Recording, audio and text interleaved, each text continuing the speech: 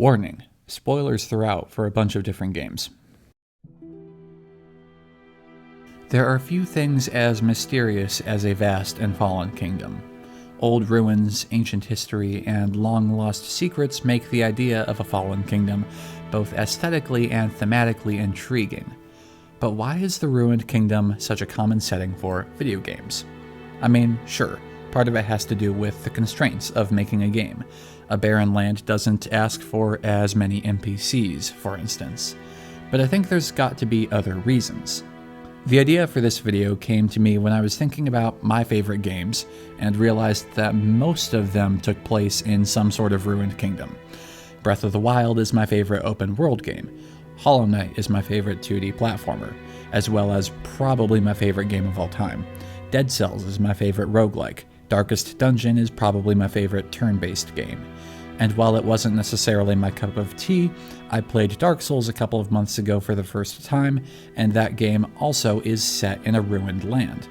Even Minecraft is technically post-apocalyptic, having ruins sparsely scattered throughout multiple dimensions. All of these games take place in fallen kingdoms, or a fallen manor in Darkest Dungeon's case, but it's the same idea. My guess would be that there are probably hundreds of games that take place in some sort of medieval post-apocalyptic realm or another. So, I obviously love games set in worlds like this, but I also hear a lot of people say that games in these kinds of worlds feel barren or empty. They aren't completely without drawbacks, so you wouldn't think they'd be so common without some reason. So, what is the common reasoning here? Why do different teams of developers making very different kinds of games all too often choose to make their games take place in ruined lands? What are the common threads that make a fallen kingdom a great environment for a video game? Well, this video isn't a scholarly work. I haven't done very extensive research on this subject, nor have I interviewed any game devs before. This is purely my own observation and hypotheses. That being said, I think I have a pretty good idea of what makes a fallen kingdom such a commonly used concept in a game's setting. And it isn't just one thing. But to start with, let's talk about a fallen kingdom will generally be fairly sparse when it comes to NPCs when compared to other settings. Fewer characters also means less dialogue and less exposition. This makes the Fallen Kingdom setting a very natural way to tell a story through the environment. In Dead Cells, we may not hear much about the politics of the land, but we see lavish and extravagant castles contrasted with filthy, cramped outer villages. This implies an extreme division between upper and lower classes, without the game ever having to explain it. In Hollow Knight, we never get any exposition regarding these giant bug shells, but once upon a time we know that these giants must have roamed Hallownest, and we can see that they had their own intelligence, separate from the wild bugs, since one of them appears to be a nailsmith. These kinds of details could have been explained in expositional text, or in item descriptions just as easily, but by putting them into the world for the players to find out and deduce on their own, they make the lore of these settings more immersive.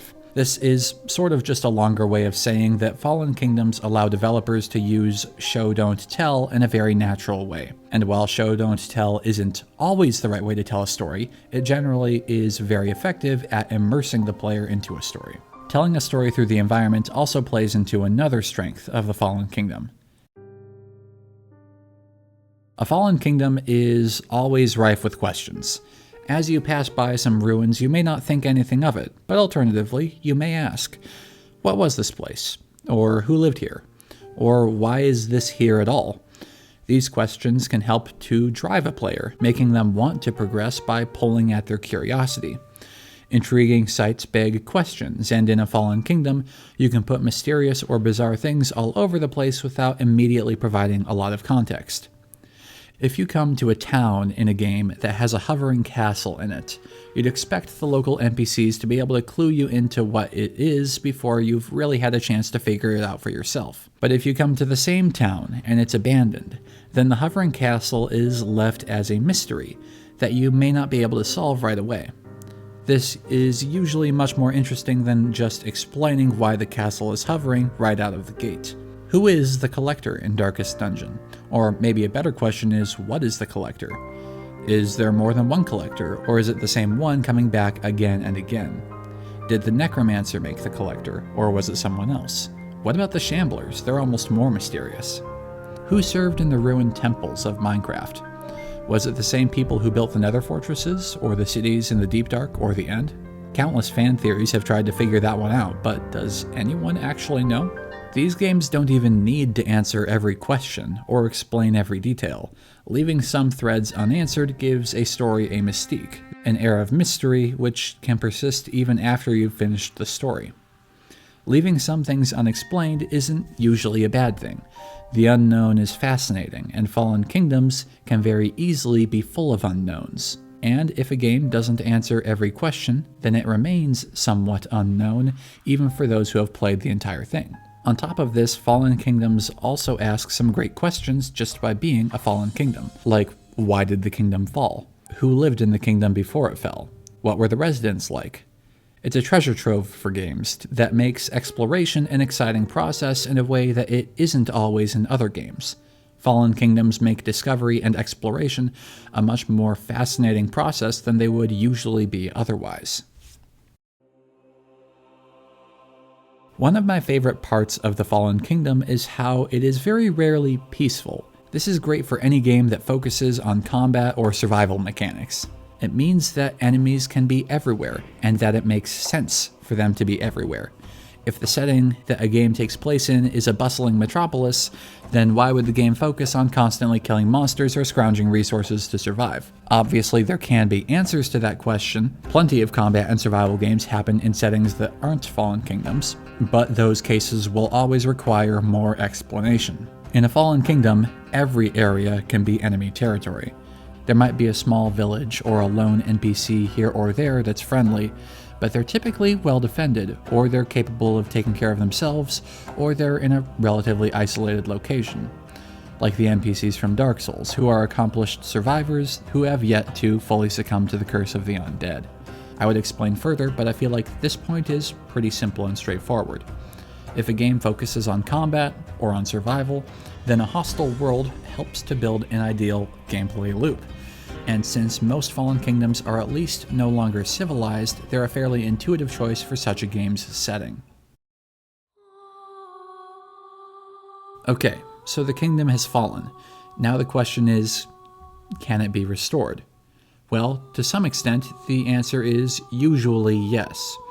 Most of these Fallen Kingdom games have you freeing the land from some great evil. Deliver our family from the ravenous, clutching shadows. Cast away the dark, and undo the curse of the undead.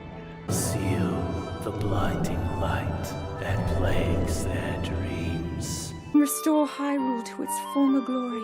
Okay, you get the idea. A game set in a Fallen Kingdom has a built-in narrative goal. Now, not every Fallen Kingdom game does this. Dead Cells doesn't.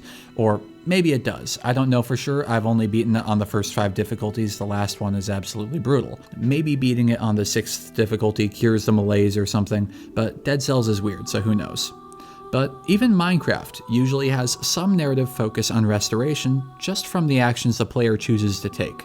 Most Minecraft players will build structures, cultivate crops, or herd animals, and a lot of players will also expand villages, or free the End, or retrieve the artifacts from the rubble of old cities and temples.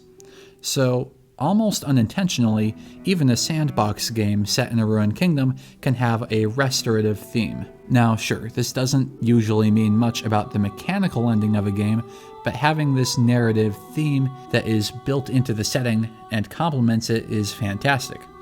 Fixing something that is broken can make for a great story arc, and in some cases, as you progress through the game and get stronger and more experienced, you get to see the progress you're making towards restoration. In Darkest Dungeon, local areas are being cleansed of their eldritch abominations. In Breath of the Wild, different regions are being freed from their local terrors, allowing people to live securely. In Minecraft, semblances of civilization are being rebuilt by the player. Fixing something broken, I think, makes for a particularly satisfying narrative in games specifically. It starts you in a situation that is harsh and difficult and says, you don't like this? Well, go out there and do something about it. That's not just good storytelling, it's good motivation for the player to, play the game. So, yeah, I think that about covers it. Or maybe it doesn't. Maybe I've overlooked some huge and glaring factors here, but I think I got most of the important ones. Fallen Kingdoms are great for environmental storytelling. They pique our curiosity, they're potentially quite dangerous, and they have a built-in goal and theme. All of these elements cooperatively make Fallen Kingdoms into fantastic settings for many kinds of games and many different stories. And that's all for today. If you have any thoughts, get in the comments. And until next time, get out of here.